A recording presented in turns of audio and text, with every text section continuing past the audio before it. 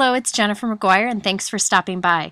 Today I'm going to use some paints or some inks to create a splatter background. I think that splatter background works great as kind of like a galaxy behind these stars and the moon, and it's really easy to create. So what I'm going to do is start out with some white cardstock, and I'm going to use some painter's tape and tape this onto my work surface. I originally covered all four sides because I was going to leave a white trim around it, but I ended up cutting it out. But that's why I put all that down. Now I decided for this I'm going to use the Hero Arts Hero Arts daubers. Now this dauber is the neon blue, and I'm going to add a little bit of water to it to water it down so that it's easier to create the splatter effect. Now you could use any kind of ink or paint for this. You could use watercolors, you could use acrylic paint with some water added to it. You could just smush your ink pads onto your craft sheet and then add some water. You could use anything you want, even watercolors. I decided to move this onto my cutting board because I like to pick up my project and heat it and move it around when I'm working with water. It's just something that I use, but you could keep it on your work surface.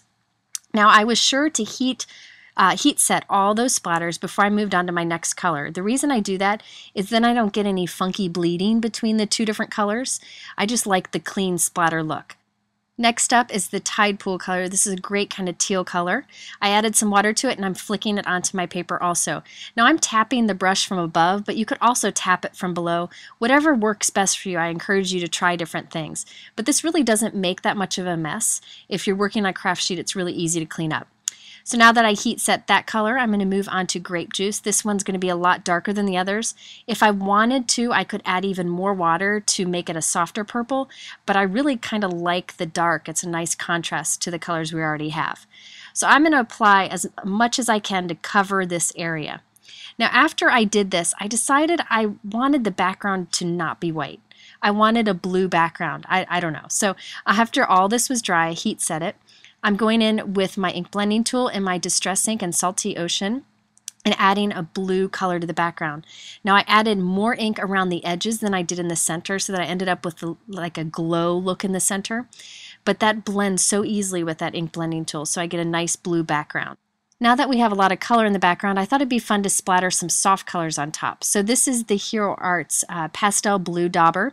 I'm going to flick some of this on. When it dries, it almost gives a gray tone because it's the pastel blue. I'm going to heat set this. You'll see the colors, the close-up of the splatter in just a moment. But I also wanted to add my favorite of the Hero Arts daubers, the white. I'm not actually adding any water to this, so you got to flick extra hard to get this to come off. But I wanted some white splatters in the background. I just thought that'd be fun when it dries on top of all of that color. So I got to use a little more force to get this to come off the brush, but you see that you end up with some great splatter using the white daubers. So now I'm going to peel this off. I didn't really press my tape down really well around the edges, so some of that color kind of bled underneath, but I could scratch that off with a craft knife if I wanted to. Now here's a close-up look at what that splatter looks like. You can see the white in there, you can see all the different colors that we did, you can even see the pastel blue. Lots of depth to this, and I really think it doesn't take long and it's easy to do, and you can use anything that you have on hand. Now I trimmed this down and I wanted to give it an even more defined edge. So I'm going in with my blue ink and rubbing it around the edges. And look at that great like galaxy look you get in the background. I think it'd be fun to use greens and create kind of a field with some flowers on front of it too. So now I wanted to show you how I created the silver elements. This is just some glitter paper from Die Cuts with a View. And this is a new background die from Hero Arts. I love this background die, but I'm only going to use the stars from it. I'm going to save this other piece for another card. I thought it'd be fun along the edge of a card, but I'm only going to use those stars. Now I created my own moon. This was so easy. I first punched with a 1 3/4 inch circle punch, and now I'm taking that paper and putting it back into a 2 1/2 inch circle punch and punching it again, and there we have a moon. And that was inspired by the moon and that stamp set that we're about to use too. So easy, and you can use any 2 size circle punches to create that. So now I want to put this all together, so I'm going to glue this onto a Hero Arts white note card, just putting some adhesive on the back of this. And I have my greeting picked out from this new stamp set from Hero Arts. I just love the greetings in this stamp set. It's just fantastic.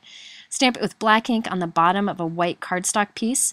So I know that I have it nice and centered. I'm going to grab my trimmer and then cut off the extra, and this way I can be sure my greeting is centered up and down on the strip.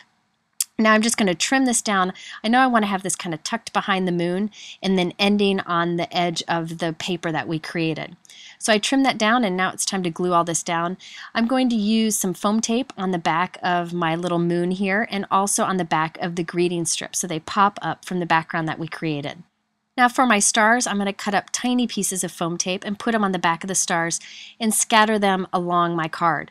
Now for the super tiny stars, I'm just going to add those with a dot of glossy accents and just put them flat onto the card, and I can be sure those won't come off at all.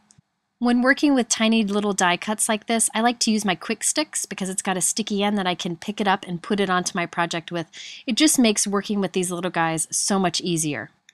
I ended up with a lot of extra stars, so I do what I always do, and I put some on the inside of the card to pull it all together. 3 little dots of glossy accents is all it takes. I really like this glitter paper because it's not too shiny, it's really subtle, really fine, and it doesn't rub off one bit. So it's great to use on projects like this, and it easily punches and die cuts. So there you have a way you can create a galaxy type background by splattering any kind of ink or paint that you may have. Thanks so much for watching, and we hope to see you again soon.